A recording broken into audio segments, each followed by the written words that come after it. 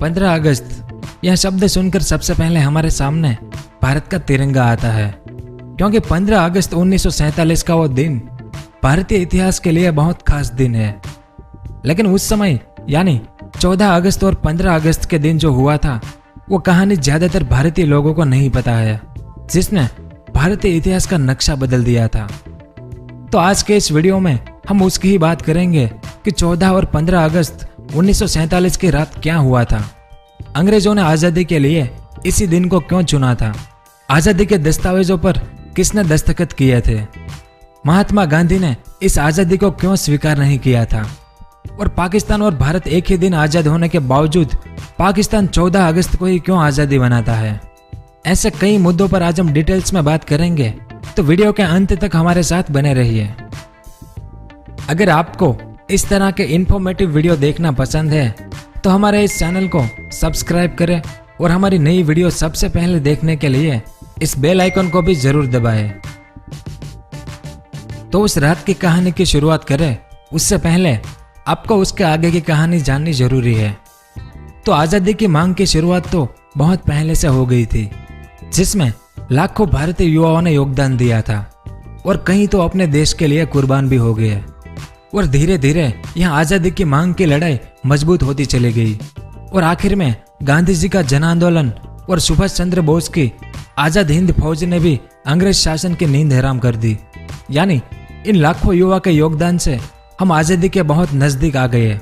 और तभी साल 1945 में यानी दूसरे विश्व युद्ध के खत्म होने के बाद अंग्रेजों की आर्थिक हालत बद से बदतर हो गई और वे अपने ही देश में शासन करने में असमर्थ हो गए।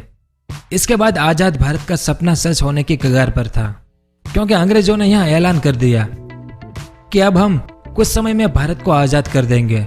और फिर फरवरी 1947 में लॉर्ड माउंटबेटन को भारत का आखिरी वाइसरॉय चुना गया और माउंटबेटन को यह जिम्मेदारी दी गई कि तुम व्यवस्थित तरीके से भारत को आजाद करो। अब सवाल यह उठता है कि भारत को आजाद करने के लिए लॉर्ड माउंटबेटन को ही क्यों चुना गया था। तो माउंटबेटन दूसरे विश्व युद्ध में अलाइड फोर्सेस यानी मित्र देशों सेना के कमांडर थे और यह अलाइड फोर्सेस दूसरा विश्व युद्ध जीती थी, इसलिए माउंटबेटन एक जाना माना चेहरा बन गए थे। इसी वजह से उन्हें भारत को आजाद करने के लिए चुना गया था। अब अंग्रेज सरकार ने यह तय कर दिया कि 3 जून 1948 को भारत को आजादी देनी है। लेकिन माउंटबेटन के वाइसरॉय बनने के तुरंत बाद माउंटबेटन के भारतीय नेताओं से बातचीत शुरू हो गई। अब अंग्रेज सरकार की यह नीति थी कि वे जिस देश पर भी शासन करते थे उनके टुकड़े करके उन्हें आजाद करते थे, ताकि वे आपस में ही लड़ते रहें और हम चैन की नींद सोए। अब उन्हें भारत के भी टुकड़े करने थे, तो उनका यह काम जिन्ना और नेहरू ने आसान कर दिया, क्योंकि जिन्ना और नेहरू के बीच बंटवारे को लेकर पहले से ही खलबली मची हुई थी। इस दौरान जिन्ना ने अलग देश बनाने की मांग रख दी थी, जिसकी वजह से भारत के कई क्षेत्रों में सांप्रदायिक हिंसा शुरू हो गई थी।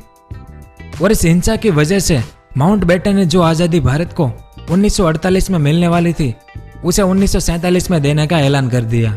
और माउंटबेटन ने आजादी के लिए साल 1947 का 15 अगस्त का दिन निर्धारित किया। तो अब सवाल यह उठता है कि माउंटबेटन ने 15 अगस्त का दिन ही क्यों तय किया।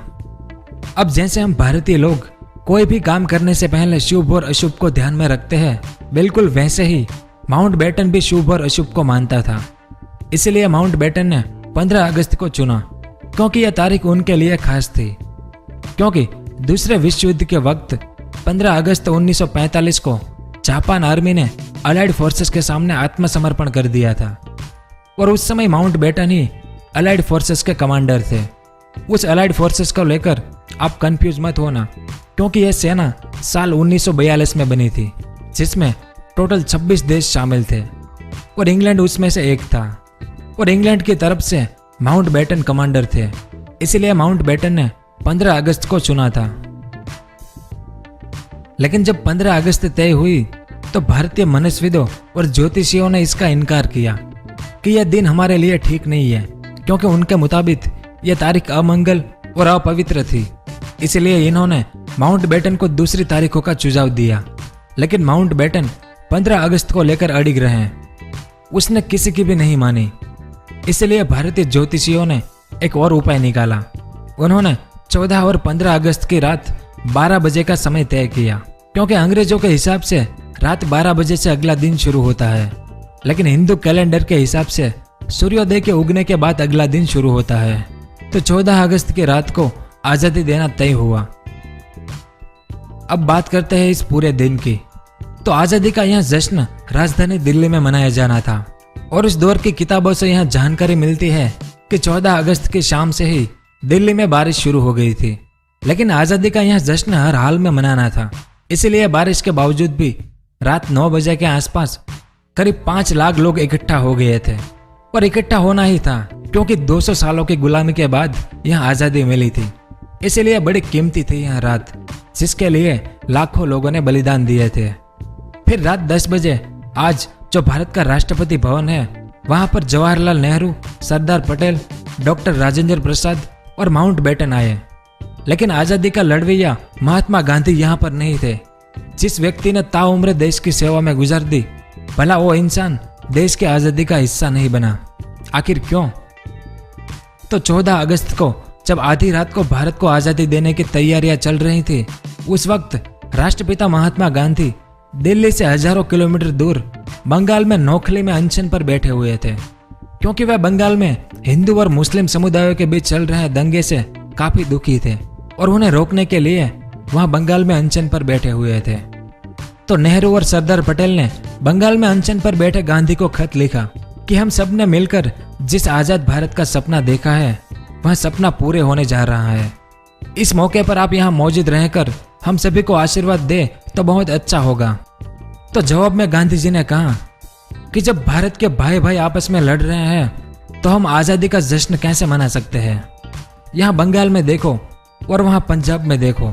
अगर ऐसी आपसी हिंसा के बाद हमें यह आजादी मिल रही है, तो मैं हिंदुस्तान के उन करोड़ों लोगों को यह संदेश देना चाहता हूँ कि ये जो तथाकथित आजादी आ रही है, ये मैं नहीं लाया। ये सत्ता के लालची लोग सत्ता के हस्तांतरण के चक्कर में फंसकर लाए हैं। तो इन कारण से गांधी जी इस जश्न में शामिल नहीं हुए थे। अब यहाँ दिल्ली में भारतीय ज्योतिषियों ने पंडित नेहरू से कहा कि आप अपनी आजादी की स्पीच रात 11:51 पर शुरू करें और 12 बजे तक खत्म कर दें। उसके बाद शंखनाद किया जाएगा, जो एक नए देश के जन्म की गूंज दुनिया तक पहुंचाएगा। और जैसा तय हुआ वैसा ही हुआ। 14 अगस्त की मध्य रात्रि को जवाहरलाल नेहरू ने राष्ट्रपति भवन से ऐतिहासिक भाषण दिया, जिस भाषण को पूरी दुनिया ने सुना। लेकिन उस रात देश की राजधानी का सबसे बड़े पुरोधा और देश की स्वतंत्रता की नींव रखने वाले मोहनदास करमचंद गांधी ने वो भाषण नहीं सुना था, क्योंकि यहाँ बंगाल और उस तरफ पंजाब में जो हिंसा हुई थी, उसकी आप कल्पना भी नहीं कर सकते। क्योंकि भारत के लाखों लोगों का पाकिस्तान जाना और पाकिस्तान से भारत आना, यह मानव जाति के इतिहास का सबसे बड़ा स्थानांतर था। यह सब देखकर गांधी जी बड़े दुखी थे, क्योंकि उनकी मांग पूर्ण स्वराज्य की थी, जो मिला तो सही लेकिन 2 टुकड़ों में बंटकर। इसलिए उन्होंने आजादी का यह जश्न नहीं मनाया था। फिर 15 अगस्त के दिन की शुरुआत सुबह 8:30 बजे हुई, जब राष्ट्रपति भवन में शपथ ग्रहण समारोह हुआ। नई सरकार ने दरबार हॉल में शपथ ली, लेकिन तब ना तो राष्ट्रगान गाया गया और ना ही तिरंगा पहनाया गया।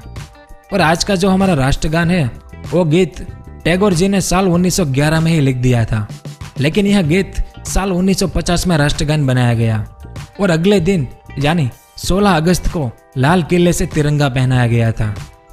अब आजादी मिल गई, लेकिन अब भी बंटवारे की सीमा रेखा तय नहीं थी कि यहाँ से यहाँ भाग पाकिस्तान का होगा और यहाँ भाग भारत का, यानी भारत और पाकिस्तान के बीच सीमा रेखा का निर्धारण अभी तक नहीं हुआ था। इसका फैसला 17 अगस्त को रेड क्लिफ लाइन की घोषणा से हुआ। अगर आपको बंटवारे की यह लाइन कैसे खींची गई, उस पर वीडियो देखना है तो नीचे कमेंट कीजिए। अगर ज्यादा से ज्यादा कमेंट आएगी तो मैं बहुत जल्द इस पर वीडियो बनाऊंगा।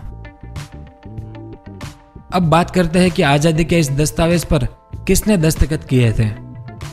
तो यह बात आज तक कोई नहीं जानता। जब इस सवाल का जवाब आरटीआई के तहत सरकार से मांगा गया, तो सरकार ने कहा कि भारत की आजादी से संबंधित कोई भी कागज उनके पास नहीं है, यानी हमें नहीं पता कि भारत को आजादी देने वाले कागजों पर किसने दस्तखत किए थे, ऐसा सरकार का कहना है। अब आजादी 15 अगस्त को मिली तो पाकिस्तान 14 अगस्त को आज़ादी दिवस क्यों मनाता है? रेडियो पाकिस्तान हर साल जिन्ना की आवाज़ में पहली बधाई संदेश सुनाता है, जिसमें वो कहता है कि 15 अगस्त की आज़ादी की सुबह पूरे राष्ट्र को मुबारक हो। ढेर सारी खुशियों के साथ में आपको बधाइयाँ देता हूँ। 15 अगस्त स्वतंत्र और संप्रभु राष्ट्र पाकिस्तान का जन्मदिन है। और इसके बाद साल 1948 में पाकिस्तान ने जो पहला डाक टिकट जारी किया, उसमें भी आज़ादी की तारीख 15 अगस्त 1947 ही दर्ज है। और पाकिस्तान बनने के बाद 2 स्वतंत्र दिवस 15 अगस्त को ही मनाए गए थे। लेकिन जिन्ना के जाने के बाद किसी ने पाकिस्तान का समय पूरे 24 घंटे पीछे कर दिया। तब से आज तक पाकिस्तान अपना स्वतंत्रता दिवस 14 अगस्त को ही मनाता है। और 15 अगस्त के दिन भारत के साथ साथ दक्षिण कोरिया जापान से साल 1945 में आज़ाद हुआ था। बहरीन जो साल 1971 में अंग्रेजों से, और कांगो जो साल 1960 में फ्रांस से आज़ाद हुए थे। यानी भारत और पाकिस्तान एक ही दिन आज़ाद हुए थे। लेकिन इससे क्या फर्क पड़ता है कि हम कौन से दिन आज़ाद हुए? अहम बात तो यह है कि आज़ादी के बाद अब तक हमने क्या हासिल किया है। क्या लगता है आपको? कमेंट करके जरूर बताएं। जय हिंद, धन्यवाद।